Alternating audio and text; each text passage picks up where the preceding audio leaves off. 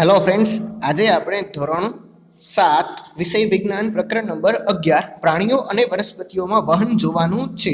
ચાલો જોઈએ તે. તો આપણે અગાઉના પ્રકરણમાં જે બધા સજીવોનું પોતાનું અસ્તિત્વ ટકાવી રાખવા માટે જે ખોરાક, પાણી અને ઓક્સિજનની જરૂર હોય છે, તો તેની આપણે જે ચર્ચા કરેલી છે અગાઉના જે ધોરણમાં, તો તે આપણે ખબર જ છે કે સજીવ છે પોતાનું જીવન અને અસ્તિત્વ ટકાવી રાખવા માટે આ જે ઉપરના તત્વો છે તેની સતત જરૂર પડતી હોય છે. અને આપણે પ્રાણીઓ છે એનું પણ આપણે ઉત્સર્ગ પદાર્થોનું જે શરીરમાંથી જે બહાર નીકળવાની ક્રિયા કરે છે તેનું પણ આપણને ખબર છે, બરાબર છે. તો ચાલો જોઈએ કે આપણે જે શરીરમાં હૃદય છે અને જે રુધિર વાહિનીઓ છે, બરાબર છે, તેનું કાર્ય શું છે અને તે કઈ રીતનું પોતાનું આખી સિસ્ટમ મેનેજ કરે છે. ચાલો જોઈએ. તો પરિવહન તંત્ર, જેને આપણે કહીએ છીએ સર્ક્યુલેટરી સિસ્ટમ, બરાબર વિદ્યાર્થી મિત્રો. તો સર્ક્યુલેટરી સિસ્ટમનો પહેલો જ મુદ્દો છે આપણો રુધિર, જેને બ્લડ કહીએ છીએ. હવે જ્યારે આપણે શરીરમાં કોઈ ઘાવ કે લાગે છે ત્યારે છે ને લાલ કલરનું પ્રવાહી છે આપણા શરીરના કોઈ પણ ભાગમાંથી બહાર નીકળી આવે છે, બરાબર છે. તો આ લાલ કલરનું જે આ લાલ રંગનું જે પ્રવાહી છે તેને જ આપણે કહીએ છીએ રુધિર, બરાબર છે. હવે રુધિર છે એ આપણા આખા શરીરમાં હોય છે, રુધિર વાહિનીઓ મારફતે તે પહોંચતું હોય છે. જ્યારે પણ આપણે ખોરાક લઈએ છીએ ત્યારે ખોરાક નાના આંતરડામાં જાય છે અને નાના જ આંતરડામાંથી જઈને તેમાંથી ઉર્જા મેળવી અને ફેફસામાંથી ઓક્સિજન છે, બરાબર છે, એ જે શરીરના કોષો સુધી લઈ જાય છે. અને આ જ જે શરીરના કોષો સુધી લઈ જવાનું ને જે રાખવાનું કામ કરે છે એ જ કામ છે રુધિરનું, બરાબર વિદ્યાર્થી મિત્રો. રુધિરમાં બધા પદાર્થોનું વહન થઈ શકે છે. તો રુધિર છે એ પોતે જ એક પ્રવાહી છે જેમાં વિવિધ પ્રકારના કોષો સમાવિષ્ટ હોય છે. એટલે કે રુધિરમાં પોતે જ એક જાતનો કોષ છે. જ્યારે પણ રુધિર છે સુકાઈ જાય છે ત્યારે એ કોષ તરીકે કાર્ય કરતું હોય છે. ચાલો જોઈએ. તો રુધિરનો પ્રવાહી ભાગ એ રુધિર રસ છે, બરાબર છે, જેને આપણે પ્લાઝ્મા કહીએ છીએ. રુધિર છે એનો જે પ્રવાહી ભાગ હોય, લિક્વિડ ફોર્મ છે, એને આપણે શું કહીએ છીએ? તો પ્લાઝ્મા. તો રક્તકણ એટલે જેને આપણે RBC એટલે કે રેડ બ્લડ સેલ્સ કહીએ છીએ, એ એક પ્રકારનો કોષ છે, બરાબર છે, જે લાલ રંજક કણ એટલે કે હિમોગ્લોબિન ધરાવે છે, બરાબર વિદ્યાર્થી મિત્રો. તો રક્તકણમાં છે એ લોહીનો કલર લાલ શું કામે હોય? તો આપણા શરીરમાં હિમોગ્લોબિન હોય છે, આપણા બ્લડમાં હિમોગ્લોબિન હોય, જેથી કરીને લાલ રંગ થઈ જાય છે, બરાબર છે. હિમોગ્લોબિન છે એ ઓક્સિજન સાથે જોડાય છે અને એ શરીરના ભાગો અને અંતે જે કોષ સુધી પહોંચાડવાનું કામ હોય છે એ કરે છે, બરાબર છે. તો હિમોગ્લોબિન વિના શરીરના બધા ભાગોને સક્ષમ રીતે ઓક્સિજન પહોંચાડવું એ ખૂબ જ અઘરું છે. એટલે આપણે જો શરીરમાં હિમોગ્લોબિન ન હોય તો આપણા શરીરમાં જે કોષો છે એના સુધી બ્લડ છે એ પહોંચી શકે નહીં. હવે જોઈએ તો વ્હાઇટ બ્લડ સેલ્સ, જેને આપણે શ્વેત કણો કહીએ છીએ. તો શ્વેત કણોનું કામ છે ને આપણા બોડીને પ્રોટેક્શનનું છે. એટલે કે કોઈ પણ જે સૂક્ષ્મ જીવો છે, વાયરસ, બેક્ટેરિયા, બરાબર છે, જે આપણા શરીર માટે ઘાતક છે, તેને ત્યાં ને ત્યાં રોકી અને મારવાનું કામ કરે છે. એ જ છે વ્હાઇટ બ્લડ સેલ્સ. હવે જોઈએ તો રુધિર ગંઠાવવાની પ્રક્રિયા એ રુધિરમાં રહેલા બીજા પ્રકારના કોષો દ્વારા થાય છે, જેને ત્રાક કણો એટલે કે પ્લેટેલેટ કહેવાય છે. એટલે કે રુધિર છે એ ગાંઠ સ્વરૂપે જામી જાય છે, બરાબર છે, તેને આપણે ત્રાક કણો કહીએ છીએ. એ જ્યારે રુધિરમાં બીજા કણોનું પ્રમાણ વધી જાય ને ત્યારે આવી પ્રક્રિયા થતી હોય છે. હવે જોઈએ તો રુધિર વાહિનીઓ, જેને આપણે બ્લડ વેસલ્સ કહીએ છીએ. તો શરીરમાં જુદા જુદા પ્રકારની રુધિર વાહિનીઓ જોવા મળે છે. તમે જાણો છો કે શ્વાસ દરમિયાન શુદ્ધ ઓક્સિજનનો જથ્થો ફેફસામાં ભરાય છે. ઓક્સિજનનું વહન શરીરના બાકીના બધા ભાગો સુધી થવું જરૂરી છે. એટલે આપણને ખબર છે કે જ્યારે આપણે શ્વાસ લઈએ છીએ વિદ્યાર્થી મિત્રો, ત્યારે ઓક્સિજન છે ફેફસામાં ભરાય છે અને ઓક્સિજનનું વહન છે શરીરના બાકીના બધા ભાગો સુધી થઈ એ પણ જરૂરી છે, બરાબર છે. તો રુધિર વાહિનીઓ છે ઓક્સિજનનું વહન અને જે બ્લડનું વહન છે શરીરના તમામ અંગો સુધી થાય તે કરવાનું અને તે જોવાનું કાર્ય છે. રુધિર કોષોમાંથી કાર્બન ડાયોક્સાઇડ સહિતના ઉત્સર્ગ દ્રવ્યો એ એકત્રિત કરે છે. પ્રકરણ 10માં શીખી ગયા છે કે તે મુજબ રુધિરને હૃદય તરફ પરત વહેવાનું અનિવાર્ય છે, જેથી કરીને તેમાંથી કાર્બન ડાયોક્સાઇડ ફેફસામાંથી દૂર કરી શકાય. તેથી બે પ્રકારની રુધિર વાહિનીઓ છે, ધમની અને શિરા. હવે વિદ્યાર્થી મિત્રો, આપણે ખબર જ છે કે માની લો કે આપણું બોડી છે, બરાબર છે. તો આ બોડીના દરેક પાર્ટ હોય છે, બરાબર છે, એમાં રુધિર છે પહોંચવું અનિવાર્ય હોય છે. હવે માની લઈએ કે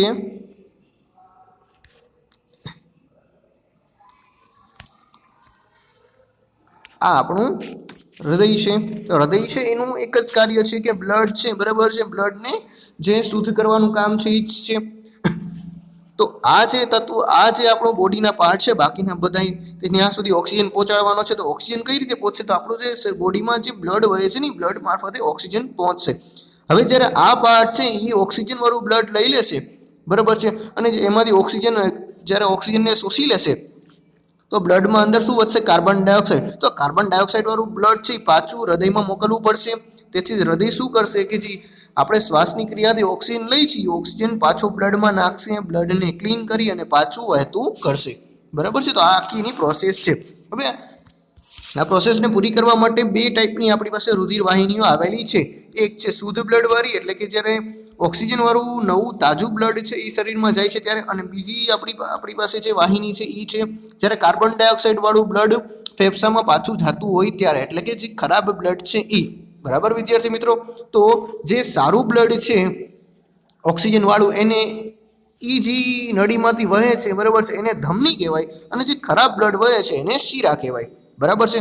ધમનીનું કાર્ય શું છે કે જે ઓક્સિજન વાળું લોહી છે એને બધા અંગો સુધી પહોંચાડવાનું. અને શીરાનું કામ શું છે? તો શીરાનું કામ છે કે કાર્બન ડાયોક્સાઇડ વાળું જે બ્લડ છે એને ફેફસા સુધી પહોંચાડવાનું કામ છે, બરાબર વિદ્યાર્થી મિત્રો. તો ચાલો જોઈએ હવે નાડી દર, બરાબર છે. તો નાડી દર એટલે શું? જ્યારે આપણે ઓક્સિજન લેતા હોય છે, બરાબર વિદ્યાર્થી મિત્રો, તો આપણું શરીર છે એ પણ એક પ્રકારની એક્ટિવિટી કરતું હોય છે. અને ડૉક્ટર પણ તમે જ્યારે જાઓ છો ત્યારે ઘણીવાર આપણા જે હાથ હોય છે, બરાબર છે, એના કાંટા પાસે થોડીક દબાવી અને ચેક કરતા હોય છે. તો આ શું ચેક કરતા હોય છે એ જ જોવાનું કાર્ય છે અહીં આપણે કરવાનું છે, જેને આપણે કહીએ છીએ નાડીના ધબકારા, બરાબર છે, જેને આપણે કહીએ છીએ પ્લસ, બરાબર છે. તો પલ્સ રેટ એટલે શું? તો નાડી દર એટલે શું કે 1 મિનિટમાં તમારું હૃદય છે એ કેટલી વાર છે એ ધબકારા મારે છે, બરાબર છે, તેને જ આપણે કહીએ છીએ પલ્સ રેટ, બરાબર છે. જો તમે સામાન્ય મનુષ્ય હો, એટલે કે તમને કોઈ રોગ ન હોય, બરાબર છે, અને તમે નોર્મલી કન્ડિશનમાં આરામથી બેઠા હોય તો તમારું હૃદય છે એ 72 થી 80 વખત જેટલું ધબકશે,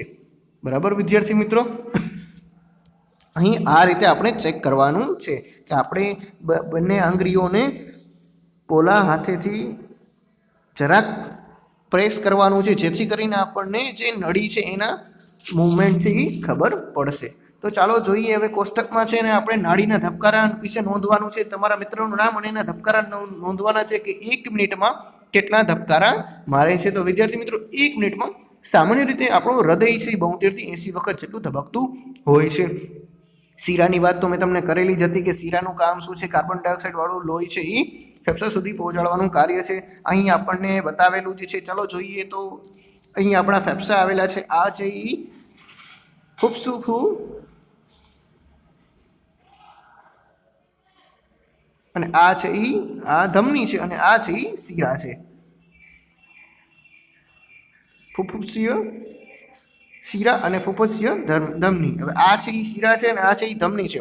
હવે વાત કરીએ તો ધમનીનું કાર્ય શું છે કે આ આપણું હૃદય છે એ સારું બ્લડ છે એ ધમની મારફતે આપણા અંગો સુધી પહોંચાડશે, બરાબર છે. હવે અંગો છે એ બ્લડનો યુઝ કરી અને ખરાબ બ્લડ છે એ શું કરશે? ખરાબ બ્લડ છે એ શીરા મારફતે પાછું હૃદયને જ પહોંચાડશે. એટલે હૃદય શું કરશે? વળી બ્લડને ક્લીન કરશે. બ્લડને ક્લીન કરવા માટે શું કરશે? ફેફસામાંથી જે ઓક્સિજન આવ્યો છે એનો ઉપયોગ કરશે. તો આ આખી એની પ્રોસેસ છે. અને આ બે છે ધમની અને શીરા, એ છે રુધિર કેશિકાઓ, બરાબર, જેને રુધિર વાહિનીઓ પણ કહેવાય છે. હવે વાત કરીએ વિદ્યાર્થી મિત્રો તો કેશિકાઓ એટલે શું?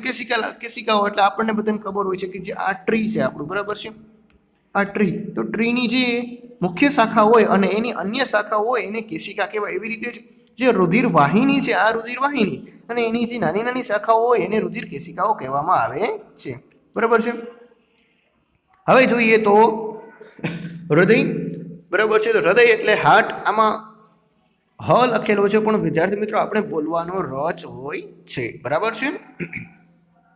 હૃદય એ સતત ધબકતું અને પંપ તરીકે કાર્ય કરતું અંગ છે, બરાબર છે. હૃદયનું કામ શું છે? તો હૃદયનું કામ એક જ છે કે એ મોટરની જેમ કાર્ય કરે છે. પાણી ખેંચવાની મોટર હોય છે ને વિદ્યાર્થી મિત્રો, તેના જેવું કામ છે કે એક તરફથી પાણી છે ખેંચશે ને બીજી તરફ પાણી પહોંચાડશે, બરાબર છે. મોટરનું કામ પણ એવું જ હોય છે. આપણા ઘરે જે સબમર્સિબલ હોય છે, મોટર હોય છે, એના જેવું કાર્ય જ આપણા હૃદયનું હોય છે, બરાબર છે. એટલે જ આ એવો પંપ છે જે સતત કાર્ય કરે છે અટક્યા વિના, બરાબર છે. જો હૃદય અટકી જાય એટલે કે મોટર બંધ થઈ જાય તો આપણે પણ બંધ થઈ જાય છીએ. હવે હૃદય છે તો હૃદય છે એ ઉરસ ગૃહમાં આવેલું હોય છે, બરાબર છે. નીચેની બાજુએથી થોડુંક ડાબી બાજુએ નમેલું હોય છે, એટલે કે નીચેની બાજુ આ નીચેની બાજુ છે, બરાબર છે, અને આ આપણી ડાબી બાજુ છે, તો એ આ સાઈડ નમેલું હોય છે અને ઉપરની તરફ એ થોડુંક આગળ ઝૂકેલું હશે. સામાન્ય રીતે કોઈ પણ મનુષ્યનું જે હૃદય છે ને એ પોતાની એક મુઠ્ઠી જેટલું હોય છે, એટલે કે તમારી એક મુઠ્ઠી હોય ને વિદ્યાર્થી મિત્રો, એની સાઈઝ જેટલું તમારું હૃદય હશે.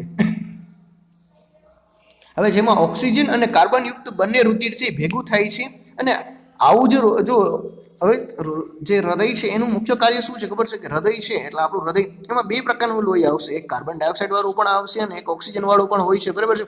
તો આ બંને લોહીને જો ભેગા થઈ જાય તો લોચો થઈ જાય, બરાબર છે. તો આપણું શરીર છે પ્રોપર કામ કરે નહીં. એટલે આ બંને હૃદયના જે હૃદય છે એમાં 4 ખંડો આવેલા છે, બરાબર છે. કેટલા ખંડો છે? 4 ખંડો છે, બરાબર છે. એટલે આમ તો 2 ખંડો છે, બબેની જોડીમાં 2 ખંડો છે, બરાબર છે. આ 4 ખંડો એટલે કે આ બેની 2 જોડી અને આ બેની 2 જોડી, બરાબર છે. એટલે આમ એક ખંડ અને આમ બીજું ખંડ, બરાબર છે. તો એ રીતે ટોટલ 4 ખંડ આવેલા છે અને 4 ખંડોએ જ રુધિરને અલગ રાખવાનું કાર્ય કરે છે.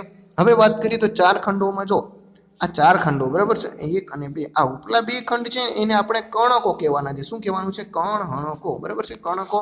અને નીચલા 2 છે 1 અને 2 એને શેપકો કહેવાય છે, કર્ણકો અને શેપકો, બરાબર છે. હવે જોઈએ આગળ તો અને બંને વચ્ચે છે ને પડદા જેવી દિવાલ આવેલી હોય છે, જેમાંથી ઓક્સિજન યુક્ત અને કાર્બન ડાયોક્સાઇડ યુક્ત જે રુધિર છે ભેગું ન થાય, બરાબર છે. અને પરિવહન તંત્રને જે કાર્ય છે એને સમજવા માટે હૃદયની જમણી બાજુએ શરૂઆત કરો. હવે છે ને આપણે જમણી બાજુથી શરૂઆત કરવાની છે, તો ચાલો જોઈએ અહીંયા કે આ આપણી મહાધમની છે, બરાબર છે. આપણે ધમની અને શિરા વિશેની ચર્ચા કરેલી છે. ધમની એટલે ઓક્સિજન વાળું લોહી. તો આ ધમની છે એમાંથી આ છે એ ફૂફસફૂસીય ધમની છે, એમાં જે બધી આ બ્લડ છે એ આવે છે અત્યારે, બરાબર છે. અને આ શિરા છે જેમાંથી બ્લડ અત્યારે ભેગું થશે. તો અહીંથી જ્યારે લોહી આવશે, આ લોહી છે અહીંથી બહાર નીકળશે, બરાબર છે. તો આ આપણે નીચેની તરફથી શરૂઆત કરીએ કે આ આપણી જ્યારે શિરામાંથી બ્લડ આવે છે ત્યારે શું થાય છે કે ડાબા શેપકમાં આવશે, બરાબર છે. નીચેના 2 ભાગ છે એ શેપકના છે, ઉપરના 2 ભાગ છે એ કર્ણકના છે. તો આપણને ખબર છે કે નીચેના 2 ભાગ છે શેપકના છે, તો શેપકમાં લોહી આવશે અત્યારે, બરાબર છે. એ ક્લીન થઈને ઉપરના ભાગમાં એટલે કે કર્ણકમાં જશે અને કર્ણકમાંથી થઈને બાકીની બધી જગ્યાએ જશે. હવે શું થશે કે જ્યારે આ બધી પ્રોસેસ પૂરી થઈ જશે ત્યારે શું થશે કે મહાશિરા મારફતે એ બધું લોહી પાછું આવશે. એ શું આવશે? એ ડાબા કર્ણકમાં આવશે. ડાબા કર્ણકમાંથી જે પડદા જેવી દિવાલ છે, જો પડદા જેવી દિવાલ છે વિદ્યાર્થી મિત્રો, આ જે દિવાલ છે પડદા જેવી દિવાલ છે, બરાબર છે. અને એમાંથી થઈને શું થશે કે વળી જમણા શેપકમાં આવશે અને અહીં બ્લડ ક્લીન થવાની આ રીતની આખી પ્રોસેસ છે પૂરી કરશે, બરાબર વિદ્યાર્થી મિત્રો. હવે જોઈએ હૃદયના ધબકારા એટલે કે હાર્ટબીટ.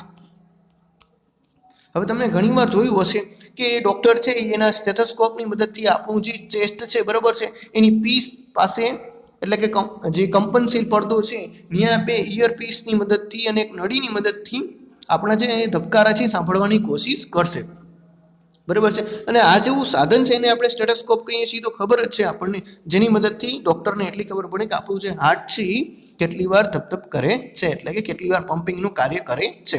તો આપણે પણ આવું જ એક નાનકડું સ્ટેથોસ્કોપ આપણા પોતાના માટે બનાવી શકીએ છીએ કે બોટલ છે એનો કોઈ આગળનો ભાગ આપણે કટ કરી, બરાબર છે, એની પાછળ એક નળી લગાડીએ અને બોટલના બીજા ભાગમાં આપણે કોઈ પ્લાસ્ટિક જેવું કવર અથવા તો કપડું વ્યવસ્થિત બાંધી દઈએ અને પછી જો આપણે એક ભાગને આપણા હૃદય પાસે અને બીજા જે નળીનો ભાગ છે તેને આપણા કાન પાસે રાખીએ તો આપણે પણ ડૉક્ટર જેવો અવાજ સાંભળી શકીએ છીએ, બરાબર વિદ્યાર્થી મિત્રો.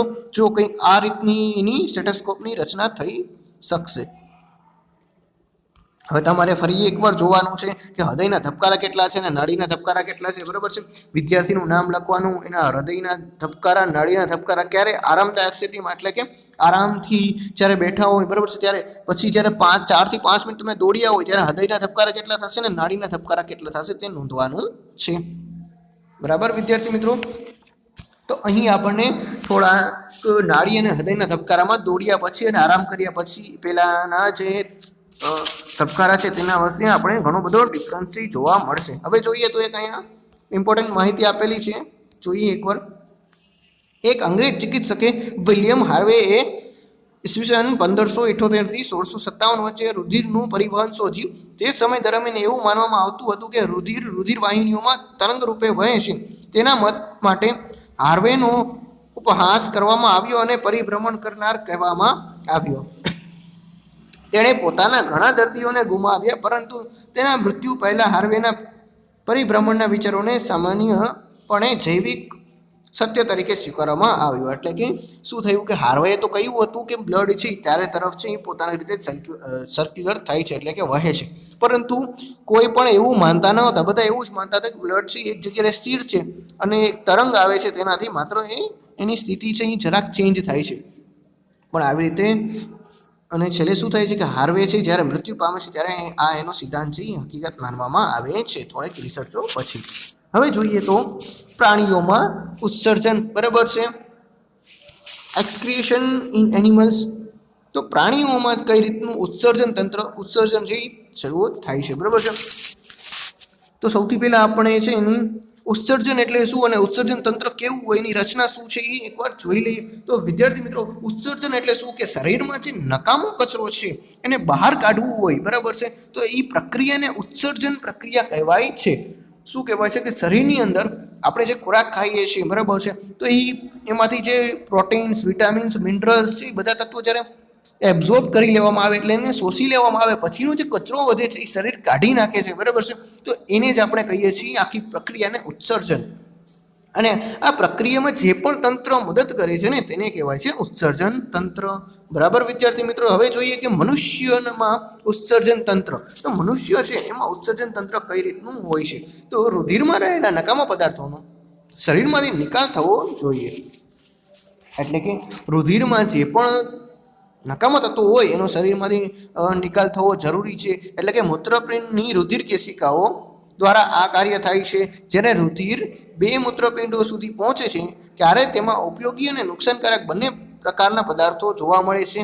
ઉપયોગી પદાર્થનું રુધિરમાં ફરીથી શોષણ થાય છે. પાણીમાં દ્રાવ્ય નકામો કચરો મૂત્ર સ્વરૂપે નિકાલ થાય છે.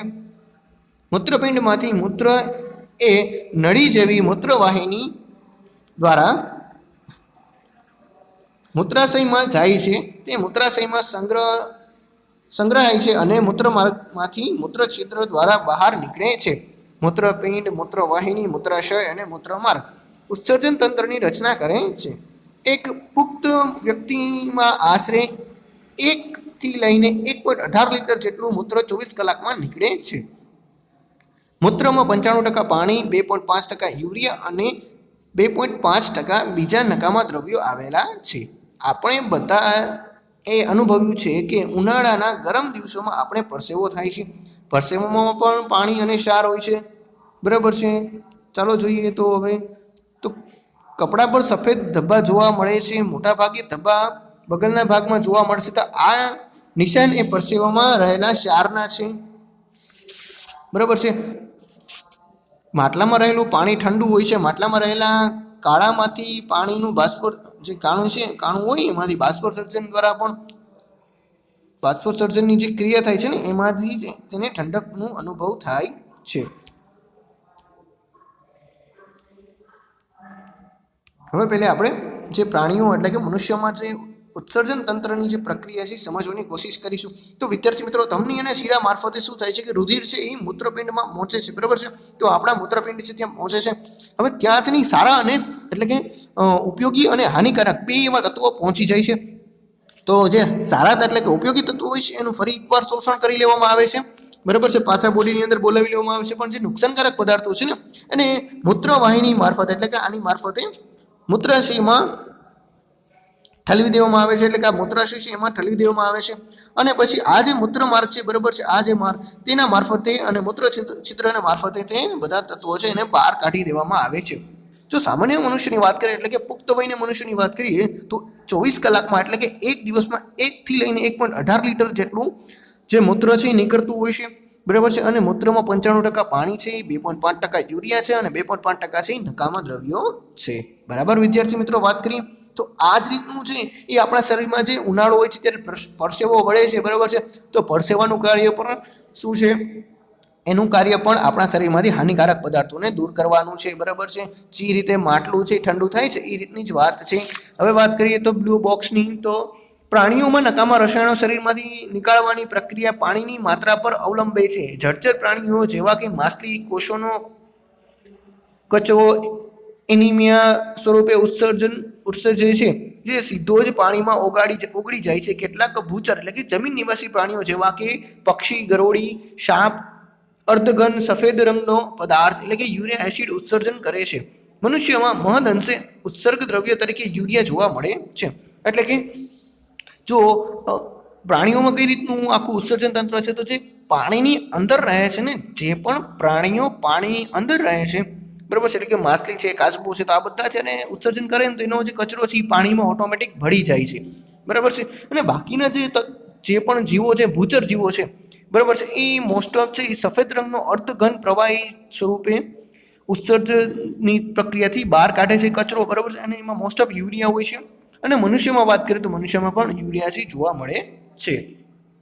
હવે જે મૂત્રપિંડ દ્વારા ગાળવામાં આવે ત્યાં સુધી જ જીવંત રહી શકે છે, બરાબર છે. આ પદ્ધતિને આપણે ડાયાલિસિસ કહેવાય છે. એટલે કે જ્યાં સુધી આવી વ્યક્તિમાં રુધિરને સમયાંતરે કૃત્રિમ મૂત્રપિંડ દ્વારા ગાળવામાં આવે ત્યાં સુધી જ વ્યક્તિ જીવંત રહી શકે છે, એટલે જેને આપણે ડાયાલિસિસ કહીએ છીએ.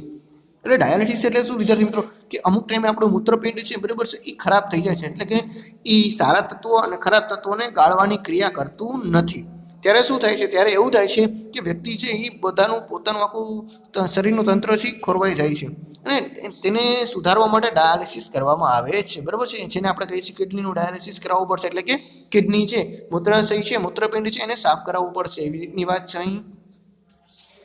હવે જોઈએ તો વનસ્પતિમાં ઘટકોનું વહન, તો વનસ્પતિ છે, બરાબર છે, એમાં ઘટકોનું વહન કઈ રીતે થાય છે, તો વનસ્પતિમાં આપણે જોયું છે કે ખોરાક એ ઉર્જાનો જે સ્ત્રોત છે, બરાબર છે, એ કઈ રીતનો મેળવતો હોય છે, પ્રકાશ સંશ્લેષણની ક્રિયા દ્વારા કાર્બન ડાયોક્સાઇડની હાજરીમાં પાણીના ઉપયોગથી ખોરાક બનાવે છે. અને દરેક કોષ છે ગ્લુકોઝ તોડવાની પ્રક્રિયાથી ઉર્જા મેળવે છે. તો કોષના આ ઉર્જાનો ઉપયોગ જૈવિક ક્રિયાઓ માટે કરે છે, બરાબર છે. એટલે જૈવિક ક્રિયા એટલે કે પોતાનું જે ખોરાક ને બધું બનાવવાનું હોય છે એવી ક્રિયાઓ માટે કરે છે. સજીવના દરેક કોષ પાસે ખોરાકનો જથ્થો પ્રાપ્ય હોવો જોઈએ, બરાબર છે. એટલે કે દરેક સજીવ છે તેની પાસે, દરેક કોષની પાસે પોતાનો એક જે ખોરાકનો જથ્થો હોય એ જરૂરી હોય છે. પોષક તત્વો જમીનમાંથી મૂળ દ્વારા શોષાઈ પર્ણો સુધી કેવી રીતે પહોંચે છે, બરાબર છે. એટલે કે વનસ્પતિમાં જે આખું તંત્ર છે કઈ રીતનું ફિટ હોય છે, ચાલો જોઈએ તો પાણી અને ખનિજ તત્વોનું વહન, તો વનસ્પતિ છે એની અંદર પાણી અને ખનિજ તત્વોનું વહન કઈ રીતે થશે, તો જોઈએ આપણે. તો વનસ્પતિ મૂળ દ્વારા પાણી અને ખનિજ ક્ષારોનું વહન કરે છે. વનસ્પતિ છે એ મૂળ દ્વારા પાણી અને ખનિજ તત્વો છે એનું વહન કરે છે. મૂળ રોમ ધરાવે છે, મૂળ છે એ મૂળ રોમ ધરાવે છે, બરાબર છે. એટલે મૂળ રોમ શું છે વિદ્યાર્થી મિત્રો, તો ચાલો જોઈએ તો મૂળ રોમ એ પાણી અને પાણીમાં દ્રવ્ય ખનિજ ક્ષારોનું શોષણ માટે મૂળની સપાટીમાં વધારો કરે છે. એટલે કે મૂળને આગળ સતત વધારે છે, જેથી કરીને એ વધારે પાણી અને ખનિજ તત્વોનું શોષણ કરી શકે છે, બરાબર છે. અને જો પાણી કે ખનિજ તત્વો મૂળ રોમના સંપર્કમાં આવે તો એ સીધા તેને શોષી અને વનસ્પતિના જે પર્ણો છે ત્યાં સુધી પહોંચાડવાનું કાર્ય કરે છે.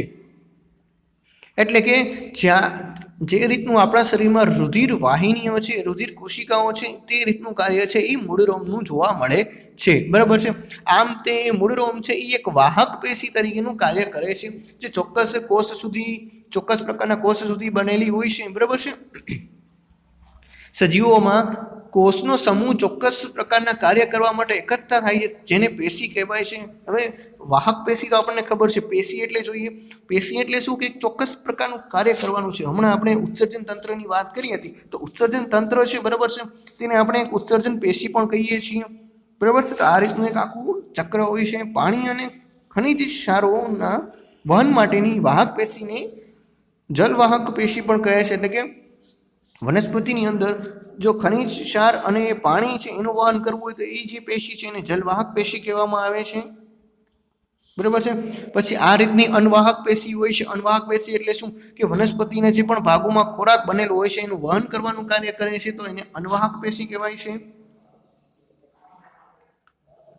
હવે જોઈએ તો એક મોટું બટેકું લેવાનું છે, તેની બહારની છાલ ઉતારો, તેની બીજી બાજુનો ભાગ પાયો બનાવવા સપાટ કાપો. હવે તેને વિરુદ્ધ બાજુએ ઊંડી અને પોલાણવાળી ગુહા રચો. બરાબર છે. હવે શું કરવાનું છે કે આપણે પિક્ચરમાં બતાવેલું છે ને એ પ્રમાણે કરવાનું છે કે બટેકું લેવાનું છે, એનો નીચલો ભાગ કાપી નાખવાનો છે અને ઉપરની બાજુએ ગુફા જેવું બનાવવાનું છે આ રીતનું. બરાબર છે. હવે શું કરવાનું છે કે બંને પાસે ખાંડનું દ્રાવણ નાખવાનું છે. બરાબર છે. એક સાઈડ પિન ભરાવી દેવાની છે અને નીચે સાદું પાણી, અંદર ખાંડવાળું પાણી અને નીચે છે એ સાદું પાણી રાખવાનું છે. તો બટેકાને થોડીક માત્રામાં પાણીથી ભરેલી ડીશમાં મૂકો. એટલી ખાતરી રાખો કે આ પાણીની સપાટી પિનની સપાટી નીચે હોય. બરાબર છે. થોડાક કલાકો સુધી ઉપકરણને એમ જ રાખો. તમે ખાંડના દ્રાવણની સપાટી ઊંચી જતી લાગશે. બટાકામાંથી પાણી કેવી રીતે અંદર જતું હશે? થોડા અંતર સુધી પાણી એક કોષથી બીજા કોષ તરફ ધકેલાય છે. એટલે કે માની લો કે આ આખી કોષની દિવાલ છે. બરાબર છે. તો એક કોષ જ્યારે પાણી એબ્ઝોર્બ કરે ને તો એ પાણી છે એ જ્યારે એ કોષને પાણી બધું મળી જાય ને ત્યારે એ પાણી બીજા કોષને ટ્રાન્સફર કરે છે, ત્રીજાને. તો આ રીતનું આખું વહન ચક્ર ચાલતું હોય છે. હવે જોઈએ તો બાષ્પોત્સર્જન. બરાબર છે.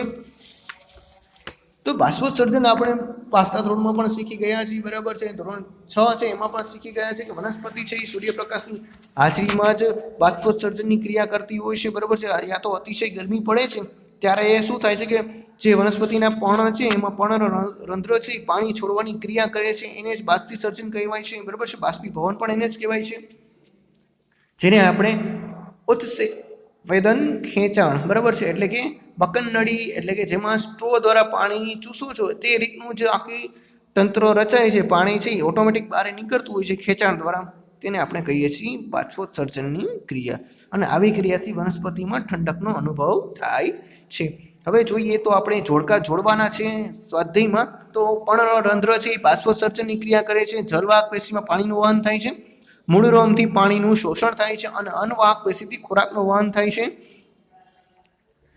ખાલી જગ્યાની વાત કરીએ તો હૃદયમાંથી રુધિર શરીરના બધા ભાગો તરફ રુધિર વાહિની દ્વારા વહન પામે છે. બરાબર છે. હિમોગ્લોબિન એ રક્તકણ કોષમાં હાજર હોય છે. ધમની અને શીરા એ કોશિકાઓના ઝાડ સ્વરૂપે હોય છે. બરાબર છે. તો હૃદયનું તાલબંધ સંકોચન અને વિકોચન એ હૃદયના ધબકારા કહેવાય છે. મનુષ્યમાં યુરિયા એ મુખ્ય ઉત્સર્ગ દ્રવ્ય છે. પરસેવો એ પાણી અને ક્ષાર ધરાવે છે. બરાબર વિદ્યાર્થી મિત્રો, પરસેવો હોય છે એ આપણે શું ધરાવે છે? પાણી અને ક્ષાર. મૂત્રપિંડ એ પ્રવાહી સ્વરૂપે શરીરના કચરાનો નિકાલ કરે છે, જેને મૂત્ર કહેવાય છે. પછી જે ઉત્સેવદન ખેંચાણ ખાલી જગ્યા દ્વારા રચાય છે, જેનાથી પાણી ખૂબ જ ઊંચાઈ ઉપર જઈ શકે છે. તો ઉત્સર્જન છે એ ખાલી જગ્યા દ્વારા રચાય છે. તો એ કોના દ્વારા રચાતું હોય? તો એ પર્ણ દ્વારા જ રચાય છે. બરાબર છે. કોના દ્વારા છે? પર્ણ દ્વારા. હવે જોઈએ તો સાચો વિકલ્પ પસંદ કરવાનો છે. MCQ ટાઈપનું છે. તો વનસ્પતિમાં પાણી જલવાહક પેશીથી વહન થાય છે. વનસ્પતિને ખાલી જગ્યા રાખીને પાણીનું શોષણ વધારી શકાય છે. તો વનસ્પતિને આપણે કેમાં રાખવું જોઈએ? તો શોષણ વધી જાય વનસ્પતિનું તો છાયામાં રાખીને. બરાબર છે. તો તેનું શોષણ છે વધી જાય છે. તો બાકીના જે પ્રશ્નોના જવાબ છે એ તમને પાઠમાંથી ઇઝીલી મળી જાય એવા જ છે. એની સાથે જ આપણો પ્રકરણ નંબર 11 છે એ અહીં પૂરું થાય છે. થેન્ક યુ વિદ્યાર્થી મિત્રો.